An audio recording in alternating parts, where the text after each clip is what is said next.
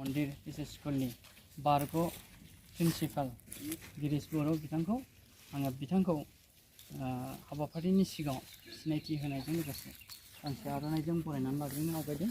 बेनिखायनो बिथांखौ गांसे आर'नाइजों बरायनाय जाथोंसै आरो दे आखाइखौनो होदो। बिफां गायनाय हाबाफारिखौ मावफुंनो थाखाय जोङो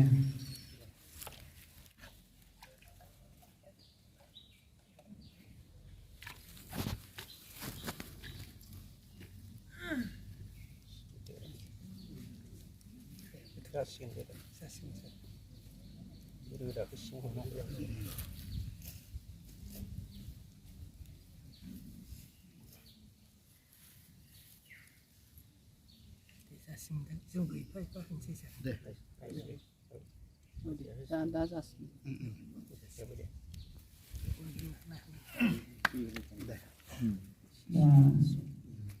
दिनै बिफां गायगिरि गिरीश बर' सारनिसिम साबायखर थाबाय।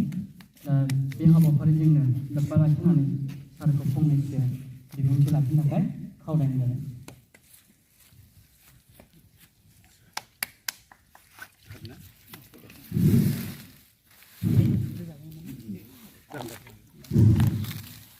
साबायखर थाबाय बयनिसिमबो आंनि गोसो गोरबोनि अननायखौ जासिहरनानै बे बिफां गायनाय हाबाफारियाव बिबान होदो बेनि थाखाय नोंथां सामलायगिरिफोरखौ आं गिबियावनो साबायखर बावनाय जाबाय।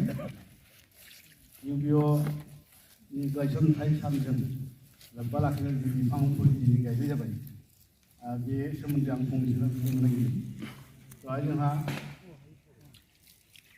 आफादगिरिया इउबिअनि ओंथिखौ फोरमायलांनाय लोगोसेयैनो बिफांनि सोमोन्दै मिथिंगानि सोमोन्दै फोरमायलांदों बिथाङा। गतिके मिथिंगा नङाब्ला जों संसाराव जिब जुनार मानसि बेबो थांना थानो हाया। बेखायनो मिथिंगाखौ रैखा खालामनो थाखाय जों मा खालामनांगौ बिफां लाइफां गायथारनांगौ। आरो बे बिफां लाइफांनि जोहैनो जों जिखिनि जोंनो थांना थानायनि मा नांगौ अम्लजान गेस नांगौ बे गेसखौ जों बिफां लाइफांनिफ्राय मोनो। आरो एंगार गेसाबो बे माबा मुलुगाव जिहेतु दङ। गतिके अम्लजान गेस आरो एंगार गेसनि थाखायनो जों संसाराव मानसि जिबिया नांनायखिनि आदारखौ जों बानायना लानो हायो। आरो बिफां लाइफां थाबासो जिब जुनाराबो थांना थानो हागोन। बेखायनो आं बाराखौ बुंनो हायाखै। गतिके दिनै बे बिफां लाइफांनि बेलायावबो दिनै बुहुमनाङैनो जांख्रिथाय लाना फैदो सोरगिदिं बुहुमाव बिफां गायनाय हाबाफारिखौ लादो। बिफांनि सोमोन्दै जोंनि आसाम सरकाराबो देग्लाय मा खालामदों 1 लाखनिबो बारा बिफां गायदों। मानो होनबा बारहुंखाया जोंनि थासारिया बर्थमान दुंहाव जादों बे बिफां लाइफां गैयिनि थाखायनो। गतिके बिफां लाइफांखौ रैखा खालामबासो जोंनि जिब जुनारनि थांनायनि जिखिनि आदार बा जोंनो जिखिनि नांगौ अम्लजान गेस बेफोरखौ जों मोननो हागोन। आरो बेखायनो मिथिंगाखौ रैखा खालामनाया जोंनि बयनिबो मानसि जिबिनि मावनांगौ हाबा। आं बेखौ मिजिंथिनानै दिनैनि बे सुंद' बिबुंथियाव बेखौनो हामलायबाय। आरो बेबायदि हाबाफारिया जाहाथे जोंहा इयुनावबो सोलिलांबाय थायो बिफां गायनाय हाबाफारिया।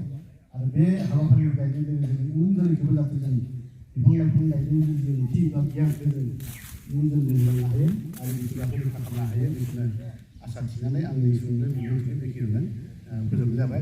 आरो बायदिसिना आंनि इसोरनि सेराव आर'ज गाबनानै बयनिबो हामलायनानै सुंद' बिबुंथि बेखिनियावनो दोननाय जाबाय। गोजोन्थों।